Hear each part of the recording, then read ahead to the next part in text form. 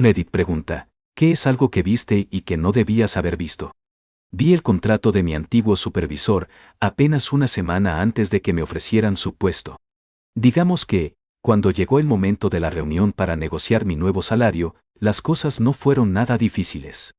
Tenía toda la información necesaria para conseguir un trato justo sin que ellos supieran que ya conocía sus números. Respuesta. Hace poco, mi líder de equipo dejó la empresa y yo era el principal candidato para ocupar su lugar. Antes de que se fuera, le pregunté directamente cuánto ganaba para tener una referencia. Resultó que yo ya estaba ganando más que él en mi puesto actual. Fue una revelación bastante incómoda sobre la estructura salarial de la oficina. Estaba en una videollamada de Zoom con un colega que trabajaba desde casa. Supongo que instaló su computadora en el dormitorio, porque en medio de nuestra conversación, su esposa salió del baño, justo detrás de él, completamente desnuda, tal como Dios la trajo al mundo. Pareció que ninguno de los dos se dio cuenta de lo que estaba pasando durante unos largos y eternos segundos. Entré en pánico y fingí que estaba anotando algo importante, apartando la mirada de la pantalla de inmediato. De repente, él cortó la llamada y volvió a marcar un minuto después, ya sin su esposa de fondo murmurando algo sobre que su Wi-Fi estaba fallando. Tuve que luchar por mi vida para mantener la cara seria y no soltar una carcajada. Respuesta. Eres un buen compañero por haber fingido que no pasó nada. Vi a mi antiguo jefe teniendo un momento de crisis total a solas en su auto, justo después de recibir la noticia de que no le habían dado un ascenso muy importante por el que competía. Estaba realmente alterado, golpeando el volante con rabia, visiblemente frustrado y decepcionado. El comedor de nuestra oficina tenía vista al estacionamiento y él estaba aparcado en el último piso. Yo estaba simplemente preparándome un café cuando mi mirada se cruzó con la suya justo cuando entraba a su vehículo. Por suerte, hoy está bien, vive en mi mismo vecindario y le va de maravilla. Ambos dejamos de trabajar en ese lugar y, sinceramente, somos mucho más felices ahora. Expuesta, esto se siente extrañamente como una escena de The Office. Me siento mal por él, por supuesto, pero puedo imaginarme perfectamente a uno de los personajes, probablemente a Michael Scott, sentado en su auto haciendo eso mientras todos lo observan desde la ventana, preguntándose qué está pasando. Me alegra mucho que ambos hayan podido salir de ahí y que ahora estén mejor. En mi época de repartidor de pizzas, terminé encontrando por accidente 2 casinos ilegales. El primero me dio una propina exageradamente alta, supongo que para asegurar mi silencio sobre lo que vi. El segundo no me dio ni un centavo de propina, pero el tipo me lanzó una mirada que me dejó aterrorizado, lo cual también funcionó para mantenerme callado. Lo más extraño es que uno estaba en un parque empresarial lleno de consultorios médicos, y el otro en un centro comercial común y corriente. Ella respuesta. Eso suena totalmente a una escena sacada de Los Soprano. Yo estaría muerto de miedo si de repente me viera caminando en medio de una situación así. Una de las pesadillas recurrentes que me persiguen tiene que ver con el accidente de auto en el que estuve involucrado. Mi amigo sufrió una convulsión mientras conducía y terminamos estrellándonos a 70 km/h contra un edificio de ladrillos y los marcos de concreto de sus ventanas. ¿Qué?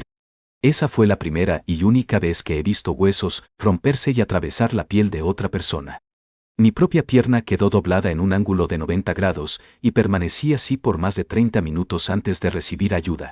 Se supone que nadie debería ver el interior de otro ser humano expuesto, ni ver su propio cuerpo tan destrozado durante tanto tiempo. Ella respuesta.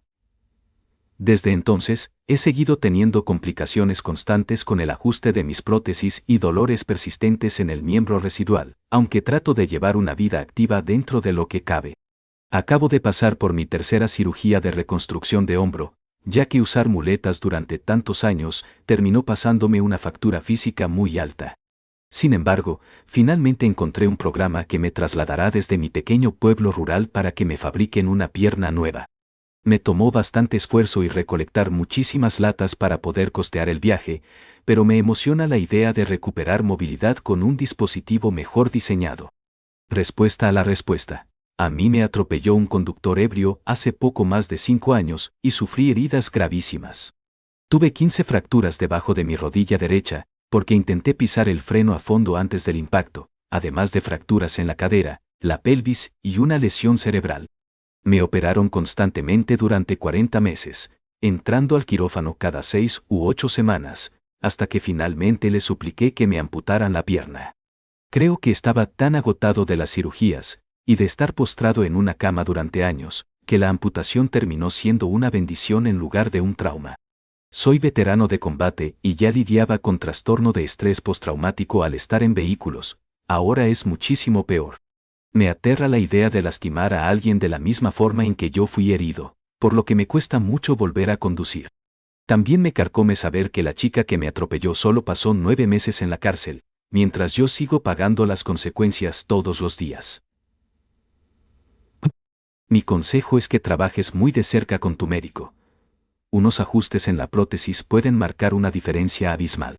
No estás solo en esto. Ve por esa pierna nueva, y prepárate para volver a comerte el mundo. Estaba haciendo senderismo con un grupo de amigos cuando uno de ellos resbaló en un borde de granito húmedo. Cayó apenas unos 3 metros, pero aterrizó de tal forma que su fémur simplemente no aguantó la presión. El sonido fue como el de una rama gruesa partiéndose a la mitad, un crujido seco que todavía escucho cada vez que hay silencio. Lo peor fue cuando intentó levantarse sin saber la gravedad de su lesión, ver cómo su pierna se doblaba por donde no hay articulación, con el hueso asomando a través del pantalón, es algo que te cambia la perspectiva sobre lo frágiles que somos en realidad. Respuesta: pasé por una situación casi idéntica, hace 2 años en un accidente de motocicleta. Un auto se saltó un alto, y mi pierna quedó atrapada entre el motor y el pavimento, mientras me arrastraba varios metros. Recuerdo mirar hacia abajo y ver que mi pie apuntaba hacia atrás, pero no sentía dolor en ese momento, solo un frío intenso y la imagen de mi propio tejido muscular expuesto al aire. Estuve en rehabilitación durante 18 meses, y aunque logré conservar la pierna, camino con una cojera permanente que me recuerda cada segundo aquel día. Respuesta a la respuesta. La adrenalina es un mecanismo de defensa increíble pero aterrador. Cuando tuve mi accidente, recuerdo que intenté recoger mis propios dedos del asfalto como si fueran piezas de un juguete roto, sin procesar que eran parte de mi cuerpo, con tal. El shock bloquea el dolor, pero no borra la imagen mental. Hoy en día, ver cualquier tipo de carne cruda en la cocina me provoca náuseas instantáneas.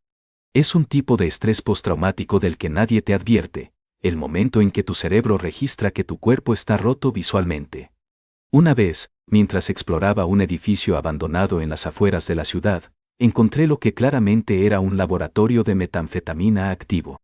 No había nadie en ese momento, pero el olor químico era tan fuerte que me quemaba la nariz. Lo que realmente me heló la sangre fue ver una colección de identificaciones personales y carteras amontonadas en una esquina, algunas de ellas con reportes de personas desaparecidas que había visto en las noticias locales. Salí de ahí corriendo, y nunca miré atrás hasta que encontré a una patrulla. Estaba en el metro cuando un hombre frente a mí simplemente se desplomó. Lo que nadie esperaba fue que, al caer, su cabeza golpeara exactamente contra el borde afilado de un asiento metálico. Vi cómo la vida se escapaba de sus ojos en menos de 3 segundos. No hubo gritos, no hubo drama cinematográfico, solo una transición instantánea de una persona que planeaba su cena a un cuerpo inerte. Esa fragilidad de la existencia es lo que más me perturba. Estamos a un mal paso de que todo termine.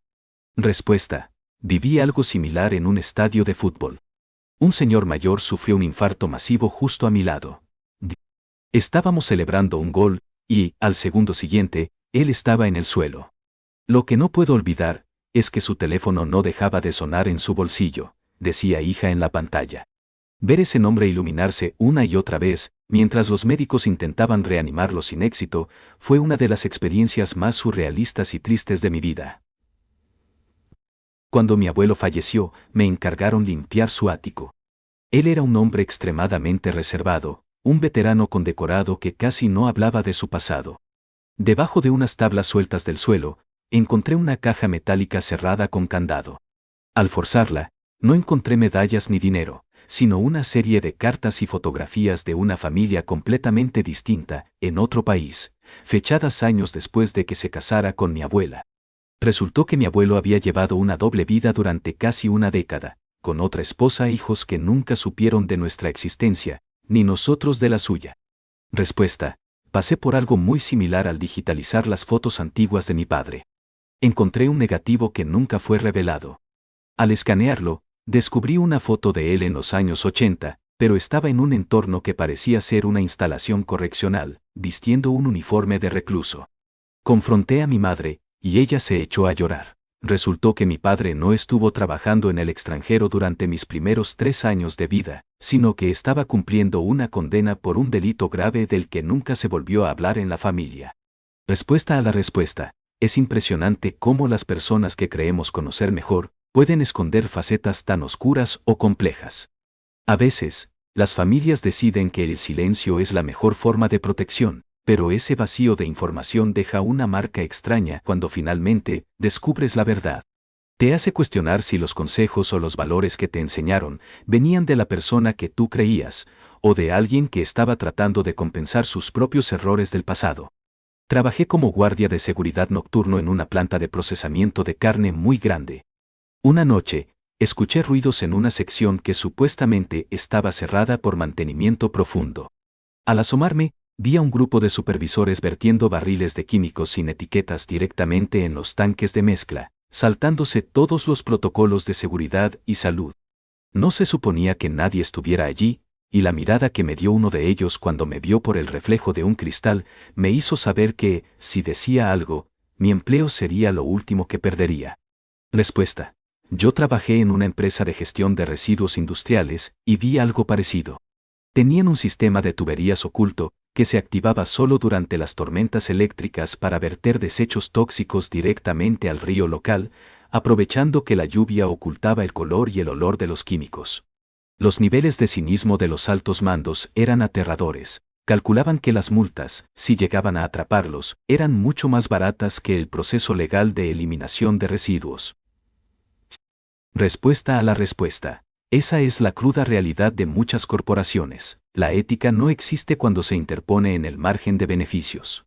Lo más triste es que quienes terminan pagando las consecuencias son las personas que viven cerca de esos ríos o que consumen esos productos. Ver cómo se cocina el sistema por dentro te quita cualquier rastro de ingenuidad.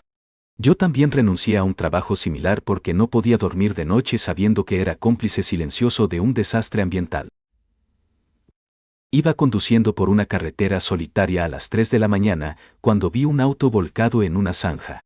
Me bajé para ayudar y, al acercarme con mi linterna, vi algo que me dejó helado.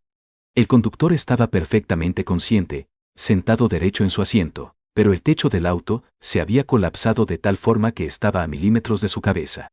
Él me miró con una calma absoluta y me pidió un cigarrillo. No fue hasta que llegaron los bomberos que me di cuenta de que su cuerpo estaba atrapado de una manera que hacía imposible su rescate sin causar un desenlace fatal inmediato. Verlo fumar ese último cigarrillo mientras hablaba del clima, sabiendo lo que venía, fue surrealista. Respuesta. Fui testigo de un accidente de camión donde el conductor quedó atrapado de forma similar. Estaba atrapado por las piernas, y el camión empezaba a arder. No podíamos sacarlo y él lo sabía. Lo que nunca olvidaré es que nos dio su cartera y nos pidió que le dijéramos a su esposa que el seguro de vida estaba al día y que la amaba. La forma en que mantuvo la compostura mientras el fuego se acercaba, priorizando el bienestar futuro de su familia sobre su propio terror, es la definición más pura de heroísmo y tragedia que he presenciado. Respuesta a la respuesta. Hay momentos en los que el ser humano muestra una fortaleza que parece sobrenatural. Esas situaciones donde no hay esperanza, y la persona lo acepta con dignidad, son las que más te marcan. Te hace darte cuenta de que, al final del día, lo único que realmente nos queda son las conexiones que formamos y cómo decidimos enfrentar lo inevitable. Esos encuentros cambian tu forma de ver cada viaje por carretera. Ahora siempre manejo con más cuidado y valoro mucho más llegar a casa. Trabajé instalando sistemas de seguridad en casas de lujo. Una vez, un cliente me pidió que configurara un servidor privado para sus cámaras, pero cometió el error de dejarme acceso total mientras probaba la red. Al entrar para verificar el flujo de datos, me di cuenta de que no solo tenía cámaras en las áreas comunes, sino que había lentes diminutos camuflados dentro de los detectores de humo y los enchufes de todas las habitaciones de invitados. Lo más aterrador fue ver carpetas organizadas con nombres de personas que yo reconocía como figuras públicas locales. Salí de esa casa sintiendo que me observaban desde cada rincón. Respuesta. Yo descubrí algo similar en un departamento que renté por una aplicación de viajes. Soy un poco paranoico, así que siempre reviso los espejos. Uno de los espejos del baño no estaba pegado a la pared, sino empotrado. Al moverlo un poco, descubrí que era un vidrio de 2 vías, y que detrás había un pequeño cuarto de servicio con equipo de grabación profesional y monitores. El dueño vivía en el departamento de al lado. Llamé a la policía de inmediato y efectivamente, el tipo tenía un archivo inmenso de grabaciones de sus inquilinos. Respuesta a la respuesta. Es increíble lo vulnerables que somos cuando confiamos en la privacidad de un espacio alquilado. Ese tipo de experiencias te arruinan la capacidad de relajarte en cualquier lugar que no sea tu propia casa. Ahora, cada vez que viajo, llevo conmigo un detector de frecuencias y reviso cada rendija. La gente cree que exageras hasta que les cuentas una historia como esta. La privacidad es un lujo que muchos están dispuestos a robarte sin que te des cuenta. Cuando era adolescente, me escondí en el callejón detrás de un restaurante para evitar a unos bravucones de mi escuela. Mientras estaba allí, vi a 2 hombres salir por la puerta trasera escoltando a un tipo que parecía muy asustado. Pensé que era una pelea, pero de repente llegó un auto negro, bajó un hombre bien vestido, y sin decir una sola palabra, le entregó un sobre al tipo asustado, y luego le dio un golpe seco que lo dejó inconsciente. Lo metieron al maletero y se fueron en menos de 30 segundos. Nunca llamé a la policía porque el hombre bien vestido era el mismo jefe de policía que salía en el periódico cada semana. Respuesta. Ese tipo de corrupción sistémica es lo que más miedo da. Yo vi algo parecido en una zona industrial. Un grupo de hombres estaba descargando cajas de un camión oficial del gobierno y pasándolas a camionetas privadas sin placas. Uno de los trabajadores se dio cuenta de que lo estaba mirando desde mi balcón, y simplemente se llevó la mano a la cintura, mostrándome su arma de manera muy casual, mientras negaba con la cabeza. Entendí el mensaje perfectamente. Si quería seguir viviendo ahí, ese camión nunca estuvo en esa calle. Respuesta a la respuesta. Es la regla de oro en esos barrios o situaciones. Lo que no es contigo, no existe. Ver los hilos de cómo se mueve el poder real, fuera de las leyes, te hace sentir extremadamente pequeño e indefenso. Lo peor es cargar con ese secreto, sabiendo que fuiste testigo de un crimen, pero que la estructura que debería castigarlo es la misma que lo está cometiendo. Te cambia la forma de ver las noticias para siempre. Soy estudiante de medicina, y durante mis primeras prácticas en cirugía, vi algo que me dejó helado. El cirujano principal, que era una eminencia en el hospital, cometió un error grave al suturar una arteria principal, y en lugar de admitirlo y corregirlo con calma, entró en un estado de negación absoluta. Empezó a culpar a las enfermeras y a gritar mientras el paciente perdía una cantidad crítica de sangre. Ver a alguien a quien admiraba perder los estribos y poner en riesgo una vida por puro ego, fue la lección más dura que recibí en toda mi carrera. Estaba acampando solo en un bosque nacional muy profundo, lejos de cualquier sendero marcado. Una noche, vi luces de linternas moviéndose de forma coordinada a través de un cañón cercano. Usé mis binoculares, y vi a un grupo de unas 10 personas vestidas con uniformes militares sin insignias, transportando lo que parecían ser contenedores de grado científico hacia una cueva. No hablaban, no usaban radios, solo se movían con una eficiencia mecánica. No eran cazadores, ni guardabosques, ni militares oficiales. Recogí mis cosas en silencio, y caminé toda la noche hasta mi auto. Respuesta. Yo tuve un encuentro extraño en el desierto de Nevada. Vi un convoy de camiones negros circulando a toda velocidad por un camino de tierra que no llevaba a ninguna parte en el mapa. Lo curioso es que, al pasar cerca de mi posición, todos los dispositivos electrónicos que tenía, incluyendo mi reloj digital y el GPS, se apagaron por completo durante unos 10 minutos. Cuando el convoy desapareció tras una colina, todo volvió a encenderse. Definitivamente hay cosas moviéndose en las sombras de las zonas rurales que no quieren ser descubiertas. Si te gusta este contenido, considera suscribirte para más